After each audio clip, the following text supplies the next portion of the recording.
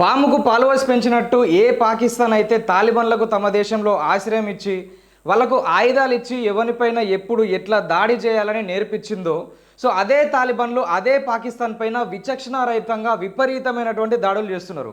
అంటే ఈ పాకిస్తాన్ వాళ్ళు మొన్న ఏదైతే చిన్నపిల్లలపైన ముసలి వాళ్ళపైన దాడులు చేసిరో, సో దానికి ప్రతీకార్యంగా ప్రస్తుతం టీటీపీ తెహ్రీకే తాలిబాన్ పాకిస్తాన్ వాళ్ళు సో పాకిస్తాన్ పైన డ్రోన్ దాడులు అంటే వందల కొలది దాడులు అయితే చేస్తున్నారు.